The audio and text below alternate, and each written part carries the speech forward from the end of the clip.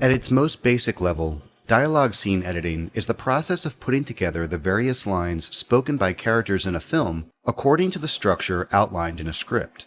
But editing a dialogue scene is also much more than that. Dialogue scene editing is the way an editor reveals a character's personality and develops it over the course of a film. It's the way we show relationships, control tension, display emotion, and create comedy. It's the way we tell a story through human interaction. And editing a dialogue scene is also about displaying the performances of the actors in an authentic, tasteful, and interesting way that immerses our viewers in the film. Sometimes, when working with amazing performances from talented actors, the biggest job of the editor is to simply stay out of the way and let the moment unfold on screen, putting together the various pieces of the scene with minimal involvement and manipulation. Other times, it's to mold and shape the scene to hide awkward moments and convey character development and plot points that may not be immediately obvious. Most often, our job lies somewhere in between. In this module, we're going to take a look at 4 essential skills of dialogue editing. And in the module that follows, we're going to use those skills to sculpt and enhance the performance of 2 young actors as we demonstrate the techniques in a live editing example. The first thing we'll discuss is understanding your sources and how to work with them. Crucial if you're going to achieve a professional looking and sounding result. Second is the process of establishing structure. What's the smartest and most efficient way to start building the conversation on screen? Third is splitting your edits. This is an editorial best practice that every editor should be comfortable with. We'll be taking a far deeper look into this topic than you've likely seen before. And fourth, polishing audio. How do you use your various editing tools to smooth out the dialogue to sound seamless, natural, and clear? Let's start out by looking at our audio sources. One of the first challenges you'll encounter when editing dialogue is picking the audio source you're going to edit with. That is, which microphone's audio are you going to cut onto your timeline? Often, your production will have used a few different mics. Some microphones you might see used to capture dialogue are the built-in mic, which can sound a bit like this. That is, a microphone built into your camera. Now, almost no respectable production would ever rely on this audio source, as it's likely to be pretty low quality and full of background noise. You'll want to avoid editing with this audio whenever possible. Next, we've got the handheld mic, which tends to sound a little bit more like this. This is another type of microphone you probably won't be working much with on scripted editing, but it does come into play on other projects. You might come across a handheld mic as your audio source if you're working with documentary interview footage, a concert, event, game show, or a project involving news clips. Now, for a slightly more common mic setup used in dialogue editing, you've got the lavalier mic, or lav for short. It'll often sound something like this. This small microphone clips onto your actor's clothing and can easily be hidden under a collar or thin fabric. This is a pretty good audio source to pull your dialogue from, since it does a decent job of isolating the actor's voice. Some things to look out for when cutting with lav mics, though, are that you'll often pick up a bit of cloth movement sound here and there. And the overall audio quality can tend to sound a little bit flat, lacking the richness and depth of our next audio source. The shotgun mic attached to a boom pole is often going to be your preferred audio source for pulling dialogue. It can sound a bit more like this. The shotgun mic is highly directional and does a great job isolating voices while also eliminating much of the background noise. It also delivers a fuller, richer sound than what you'll get out of your second best option, the lav. Now, there's one other audio source we haven't mentioned. ADR, or Automated Dialogue Replacement. This is audio recorded from the actors in post-production, meant to improve upon the dialogue captured on the set, either in quality, content, or both. If none of your microphone audio is sounding good, ADR is a good way to fix that. As a creative editor, you'll rarely find yourself responsible for overcutting with the ADR unless you've got a very small crew and you're wearing all the hats. Alright, so here are a couple quick tips for working with your various audio sources. When possible, you'll typically want to cut with the shotgun boom mic. Will there be times when the lavalier mic sounds better? Louder, cleaner, more understandable? Sure, but most often, it'll be the boom. Tip 2. don't layer your dialogue sources. That is, don't try to overlay your boom mic on top of your lav mic in the hopes of getting the best of both worlds. It's not going to happen. At best, you'll end up with louder dialogue where you can hear everything, good and bad, that was recorded on the set. At worst, you'll end up with a noisy mess like this, that's plagued by phase issues because the waveforms won't line up perfectly. At least not without the touch of a professional sound editor. And tip 3. Pick the best parts of each audio source. If you've found one microphone that's sounding the best in your scene, odds are you'll stick with it for the entire scene. However, there might be times when you've got a certain word or phrase that doesn't sound too great. Let's say you're cutting with a lav mic in this case. Not surprisingly, you encounter a bit of cloth rustling that interferes with a word, making it hard to understand. If you're looking to get the best possible dialogue mix in your rough cut, you can steal syllables and words from one of your other mics to help patch up your dialogue a bit. In this lesson, we looked at 4 common microphone setups you'll likely encounter when working with dialogue. Then, we discussed some tips for working with these sources. Specifically, cut with a boom mic whenever possible. Don't directly overlay different audio sources, it'll just sound bad. And feel free to choose the best parts of each when it becomes necessary to steal a word or a syllable here and there to cut around audio problems. Coming up in the next lesson, we're going to look at how to approach building conversational structure in a dialogue exchange. Alright, I'll see you in a bit.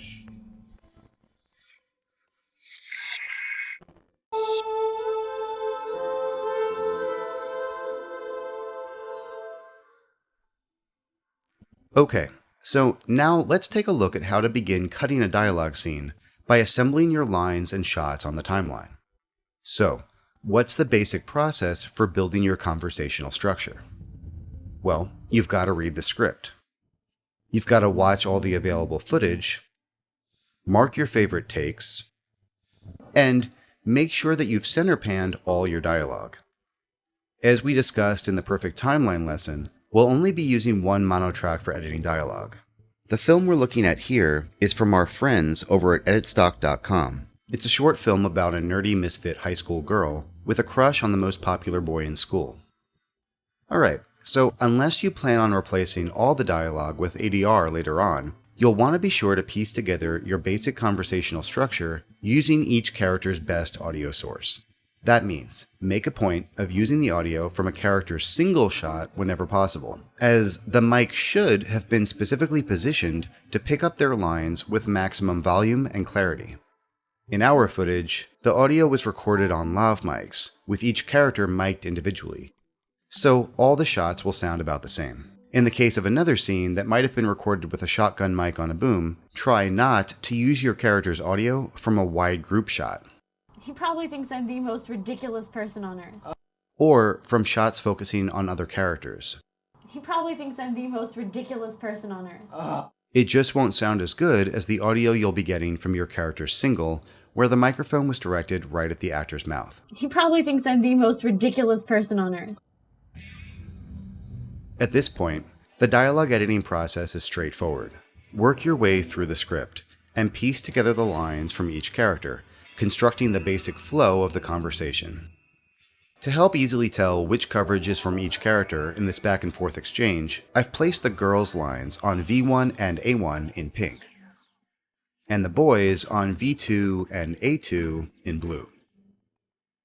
Also, be sure to include any crucial nonverbal communication between the speakers.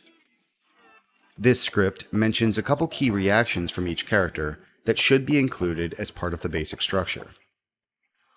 For now, don't get bogged down with too many details, like finessing reactions and timing. The point is to quickly structure out the exchange using good dialogue readings and solid takes from our characters.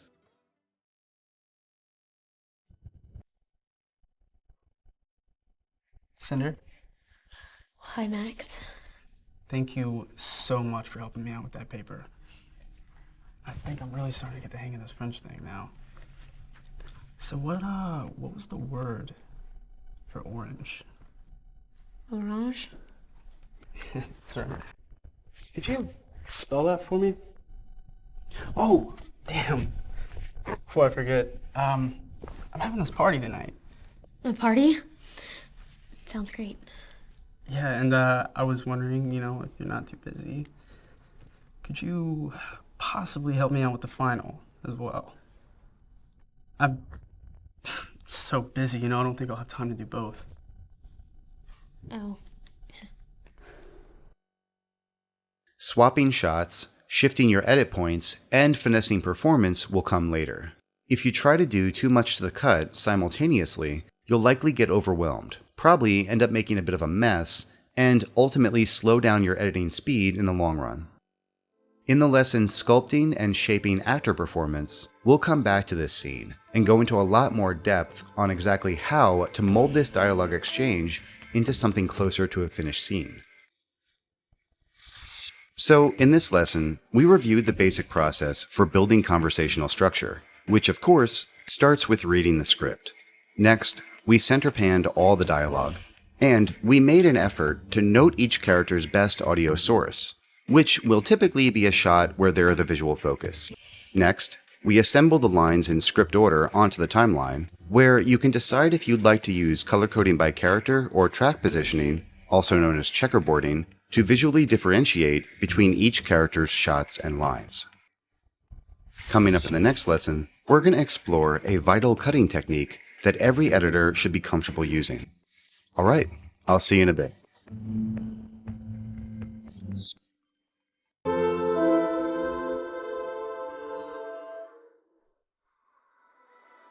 The split edit is a skill you'll be using constantly throughout your work. It's also a topic that every single editing book, web article, YouTube tutorial, and Editing 101 college class loves to discuss, usually while referring to these as J-cuts or L-cuts. Though I don't really think they look much like a J or an L. The fact is, I've never seen this technique taught in a way that truly conveyed its power and explained how, when, and why to use it. That's what we're going to do here. In the previous section, you watched as we cut pieces of footage with accompanying audio down onto the timeline.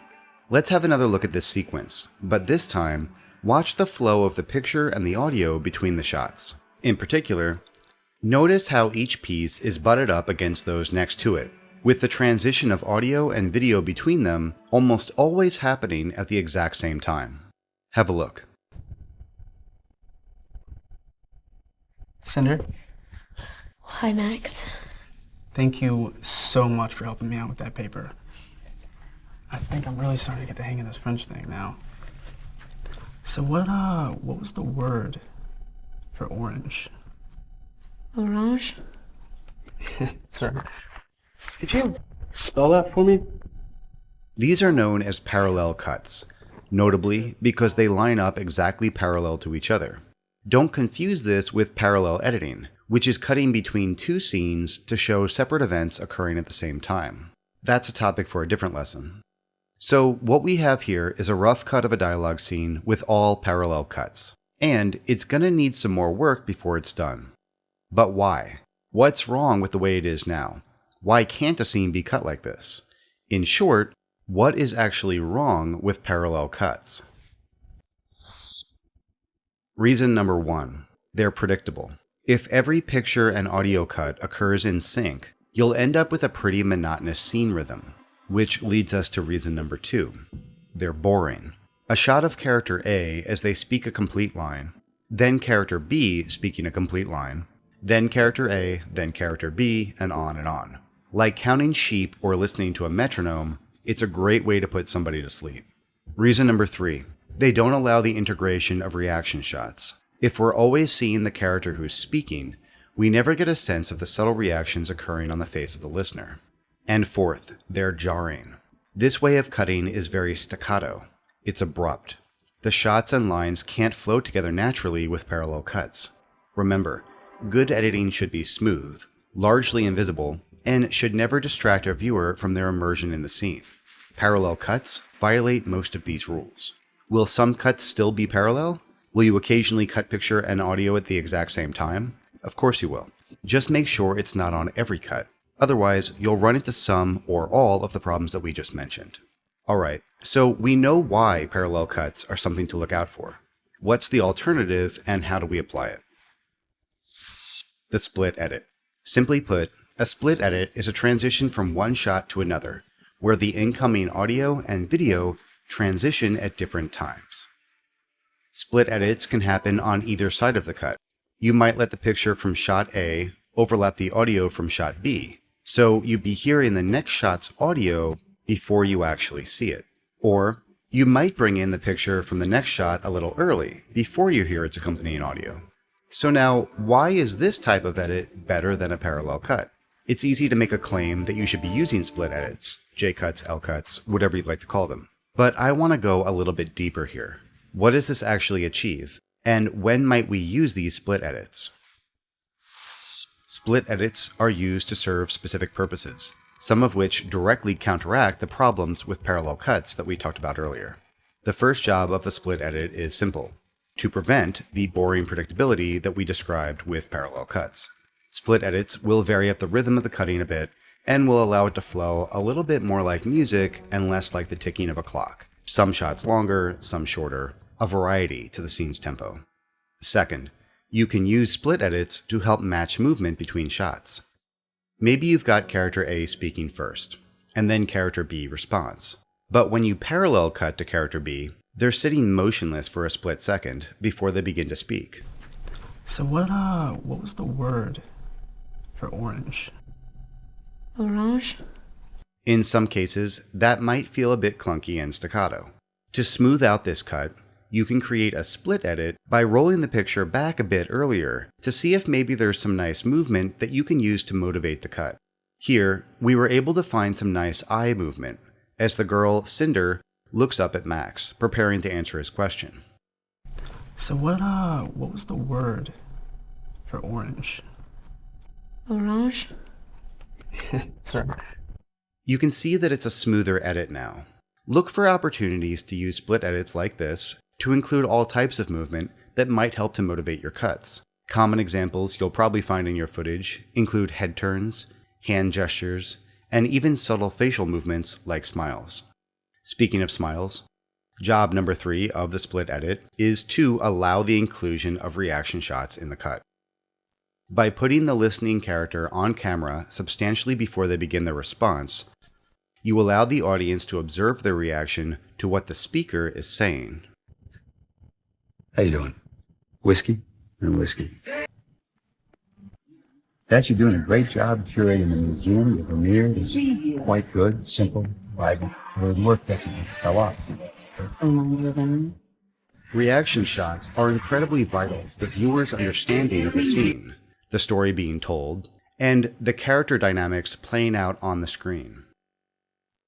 Fourth, split edits give us more control over the pacing of the scene.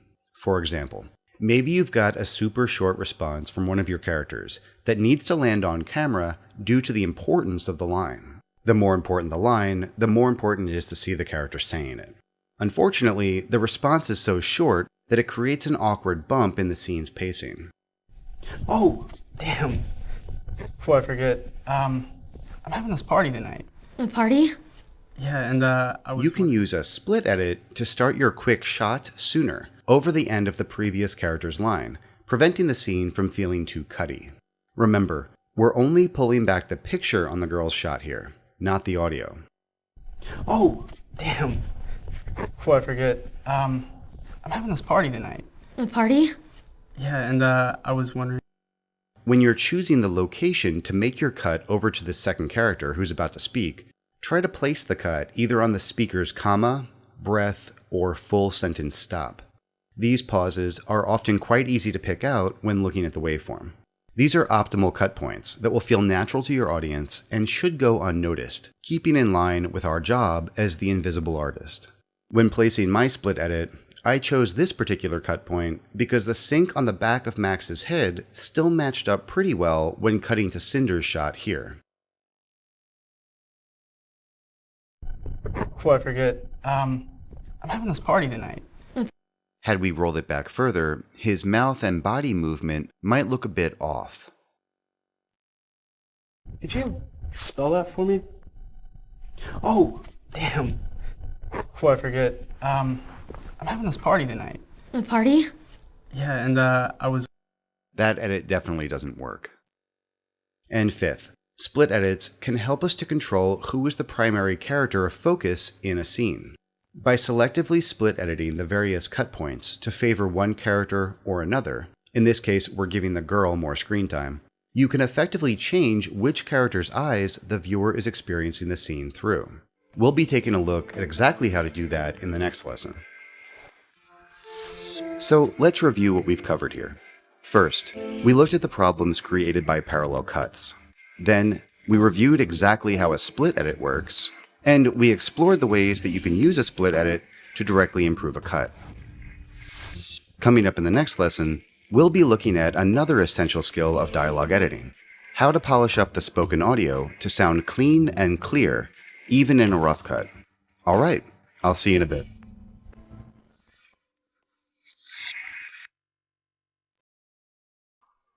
Knowing how to polish up your audio a bit is hugely important to the dialogue editing process. Even though you're working with the rough cut of your project, and you've probably got a dedicated sound team to clean up the audio before the final output, you still want to be working with dialogue that sounds good.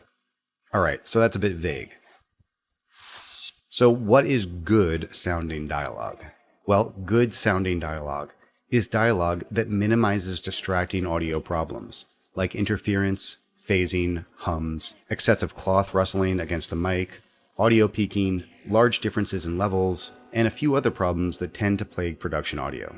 And on a higher level, it's dialogue that allows you to experience the piece in a way that's as close as possible to the way that your audience will, after it's all been cleaned up and polished by the sound department. As you're rough cutting, you'll want to make sure that you aren't distracted from how a moment really feels due to excessively poor quality audio. For that reason, you'll want to tidy up your dialogue a bit using a few of the key audio tools that you have at your disposal. Primarily, you'll be working with equalizers, which are used to control the levels of your audio at specific frequency ranges.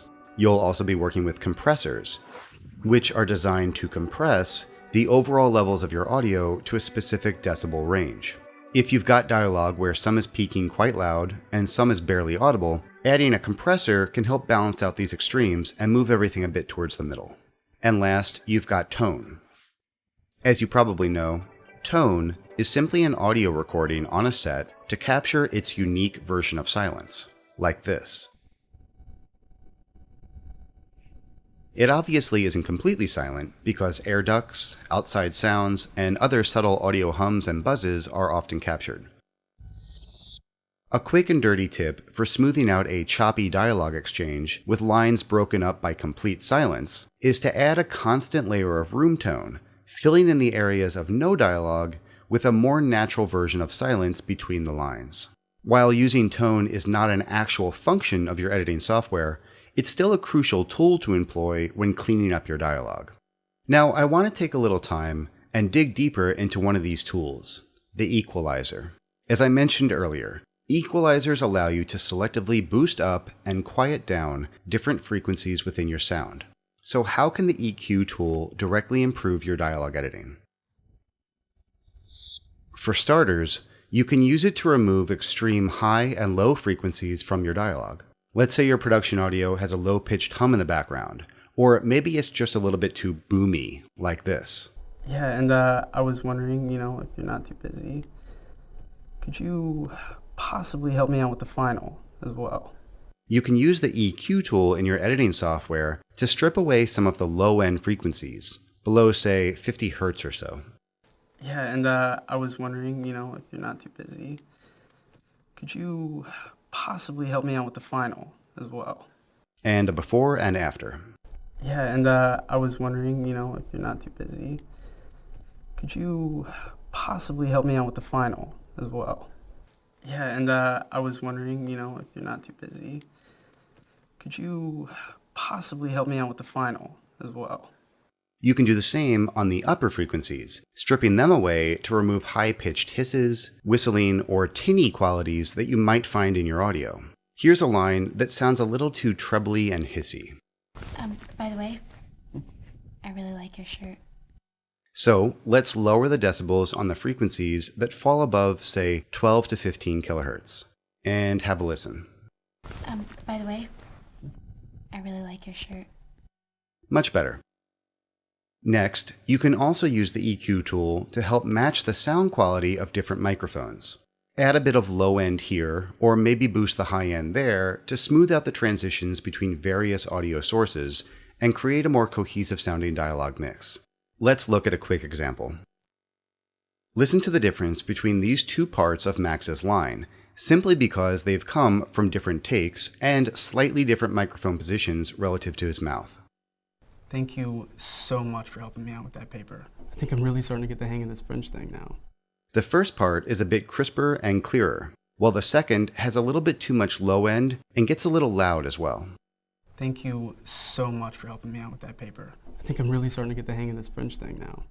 Just by adding an EQ to that second part of his line, removing some of the lows and the mids, and then boosting the higher end frequencies a bit, we've been able to match the audio quality much more closely between the two lines. Thank you so much for helping me out with that paper. I think I'm really starting to get the hang of this French thing now. This is going to help keep viewers immersed in the scene. At this stage of the production, your viewers are your director, your producer, your client, and of course yourself. All these viewers of the rough cut should be able to experience the piece without distraction, so that they can know if each section works at a dramatic and emotional level. As I said before, mismatched audio is going to make that harder than it needs to be. And third, you can use EQ to notch out a frequency in your music to make audio space for your dialogue to shine through. Rather than just relying on boosting levels on your dialogue, you can actually decrease the levels of your music only in the frequency range occupied by the human voice. This will allow both your music and your dialogue to be heard by the viewer. Since the human voice ranges in frequency from around 500 Hz all the way up to around 3000 Hz, a good rule of thumb is to notch out a narrow range around 1500 Hz, right in the middle. You'll want to decrease the volume of your music in these frequencies by around 15 decibels. So remember, to make room in your music for the human voice to cut through, decrease your music volume by 15 decibels at 1500 Hz, hence the 15 by 15 rule. In this lesson, we looked at some qualities of good sounding dialogue. We introduced you to some key audio tools for cleaning up and smoothing out dialogue, specifically equalizers, compressors, and tone. Then we dug a little bit deeper into the EQ tool, and we looked at 3 ways that EQ can be used to improve dialogue. Coming up in the next lesson, we're going to learn how to really begin sculpting and shaping actor performance in a cut. We'll start by learning how to cut for the scene objective and control the character in focus. All right, I'll see you in a bit.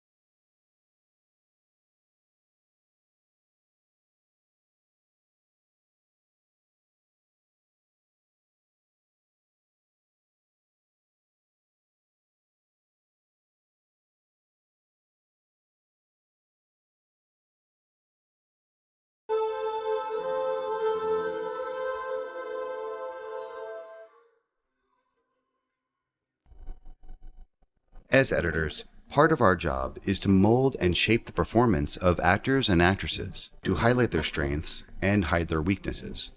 In the last module, we looked at some of the essential dialogue editing skills you'll need to have in your toolkit. Now, we'll be using those skills, along with our own artistic vision and good taste, to sculpt and shape the actor's performance in a scene. Our primary focus here should be editing the drama in a way that helps the actors deliver a performance to most fully accomplish the scene's objective. Let's dig in. When you're cutting a dialogue scene, the first thing you need to figure out is whose scene is it and what's the objective of the scene? Which beats, plot points, and character details should the scene be developing? Now, let's watch the scene that we structured out earlier to refresh our memories. Cinder, Hi, Max. thank you so much for helping me out with that paper. I think I'm really starting to get the hang of this French thing now. So what was the word for orange? Orange? Sorry. Could you spell that for me? Oh, damn. Before I forget, I'm having this party tonight. A party? Sounds great. Yeah, and I was wondering, if you're not too busy, could you possibly help me out with the final as well? I'm so busy, I don't think I'll have time to do both. Oh. All right, so that's our starting point. Now, let's answer some important questions about the scene. All right, so whose scene is it? Which character should get the most attention and focus in the cut? And whose eyes is the audience looking through? Cinder. Not only is she our protagonist, but she's also the character in the scene that goes through the most emotional change and development, from infatuation to excitement to disappointment. All right, so you're cutting a scene, and you know which character should be the focus. So what does that mean editorially? How does that change the way you should actually cut the dialogue and approach the scene as a whole?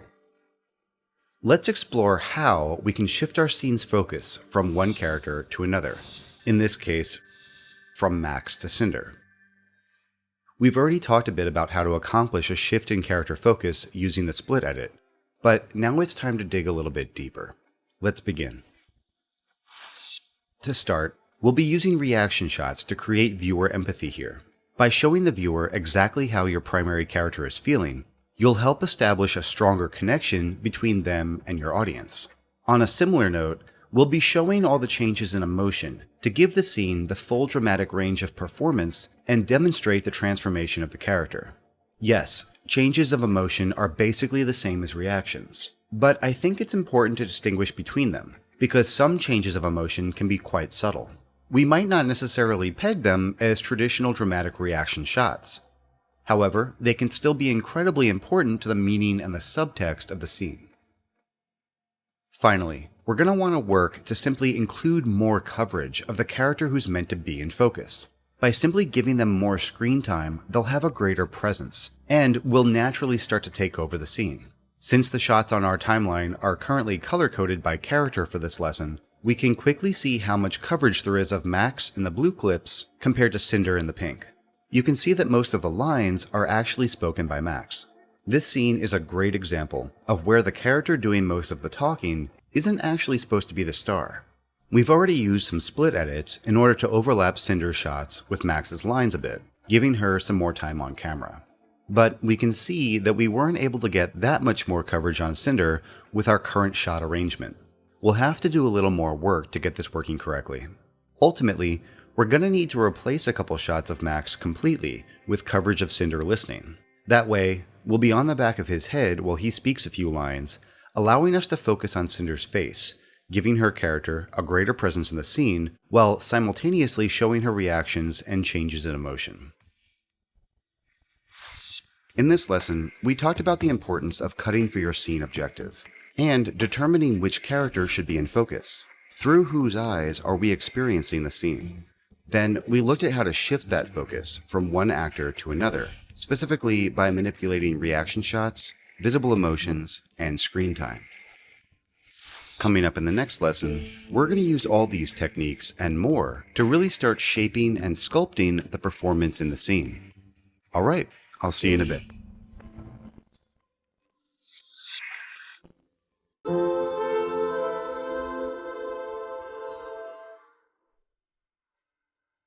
Alright, so now that we're armed with the necessary tools to mold and shape a dialogue scene into what it needs to be, let's spend a bit of time getting our hands dirty and working with the cut.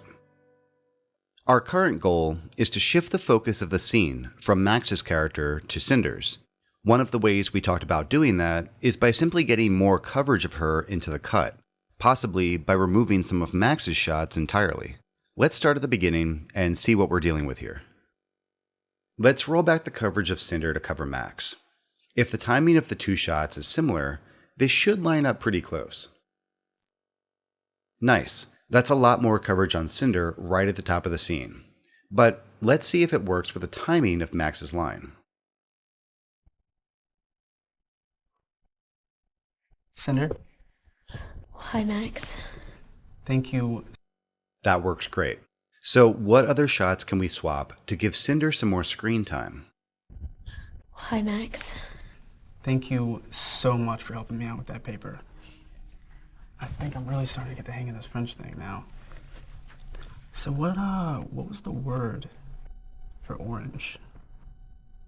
All right, so in this section, we're on Max for a long time.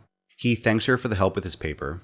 We see a quick reaction shot of her, which we added because it was mentioned in the script. Then we've got him on camera for about another 8 seconds while he continues. Now, instead of just having her on camera for her reaction between his lines, let's put some more of his dialogue on the back of his head and sit on the shot of Cinder for longer. Let's try rolling her reaction shot forward over his line and see how that works.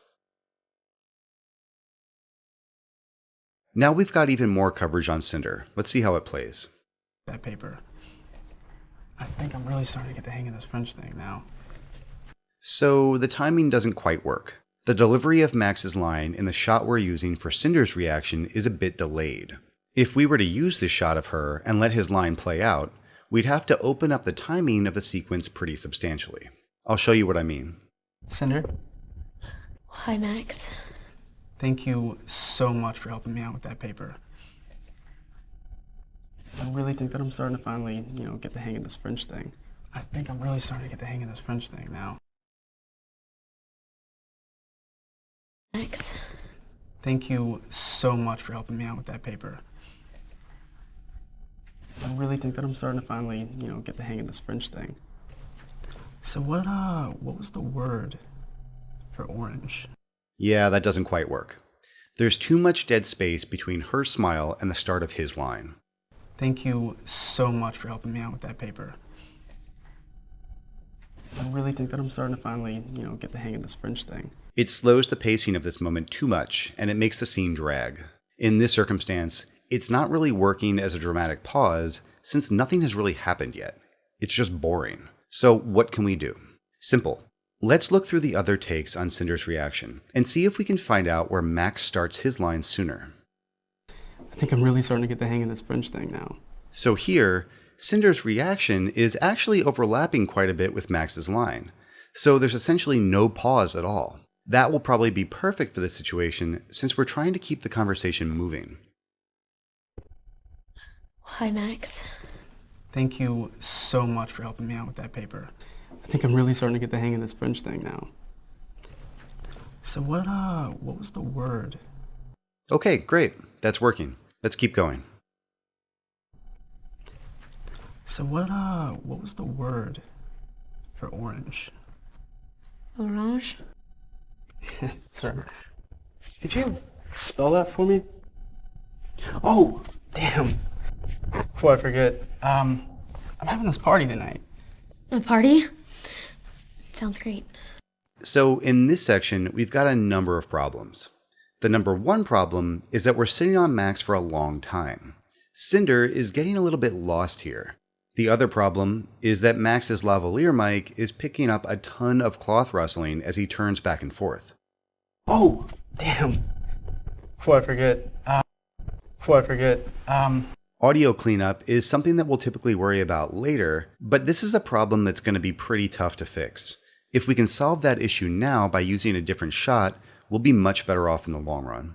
So the question is, how can we find a way to cover this moment in a way that gives us more time on Cinder and cleans up Max's audio at the same time?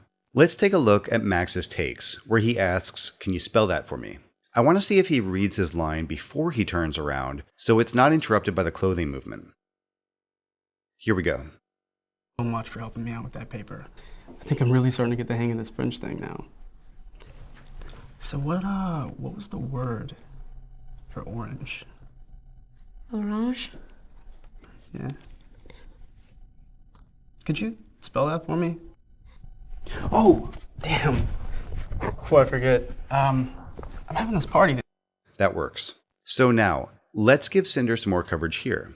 Let's see what happens if we roll back Cinder's shot all the way to cover the rest of Max's dialogue.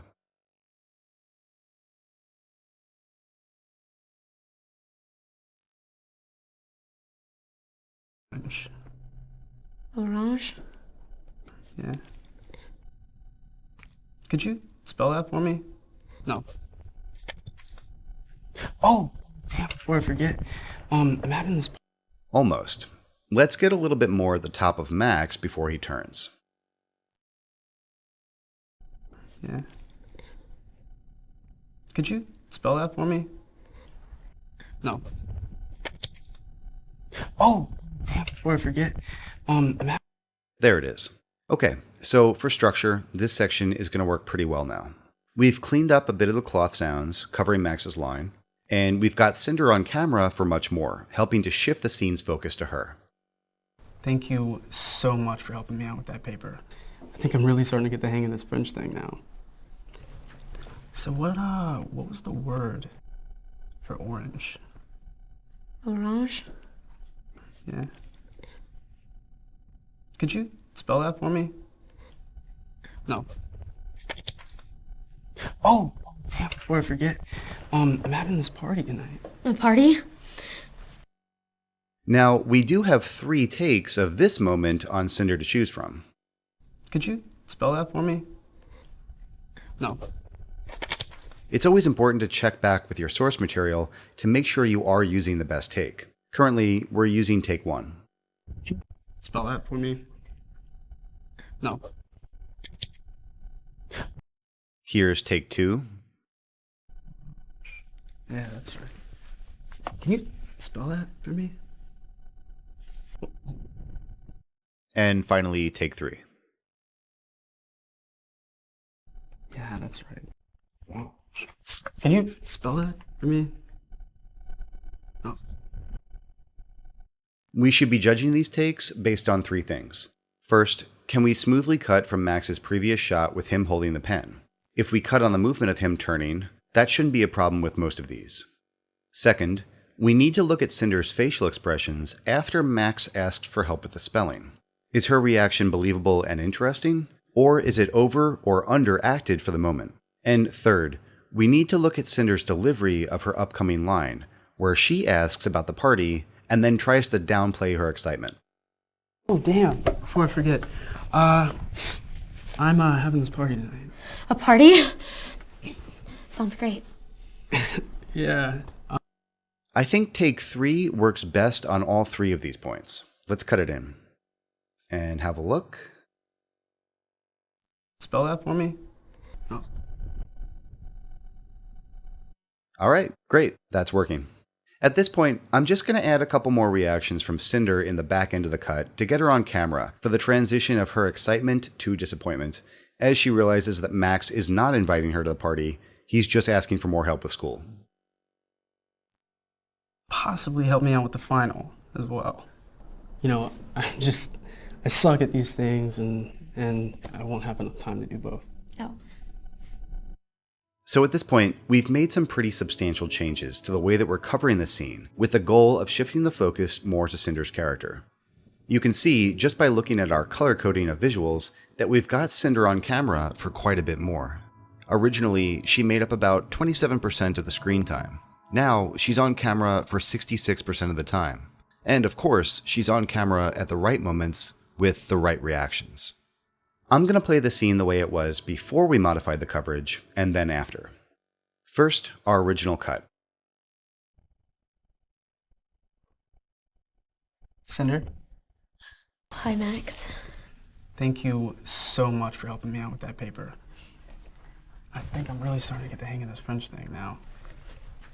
So what was the word for orange? Orange?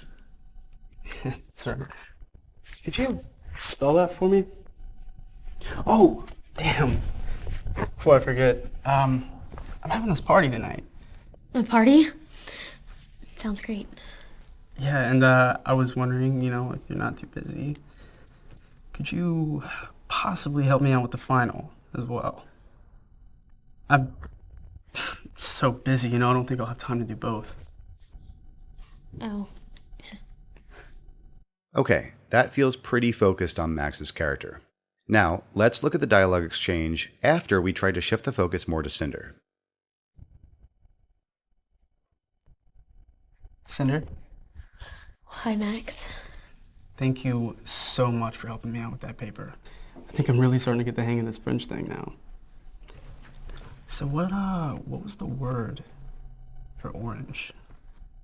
Orange? Yeah.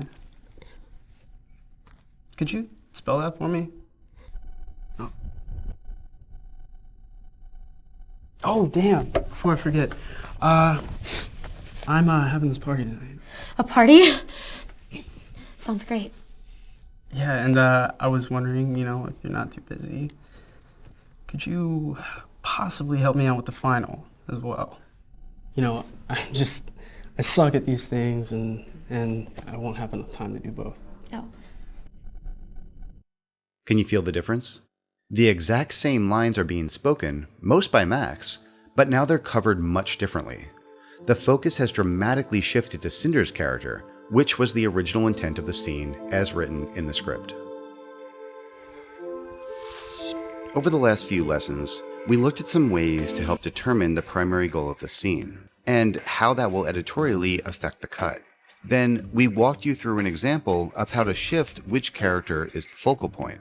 And finally, we spent a bit of time really working with the cut, learning specifically how to mold and shape the actor performance to make everything work as intended. Coming up in the next lesson, we'll be learning a lot more about how to focus a viewer's attention, but this time using the power of sound editing. All right, I'll see you in a bit.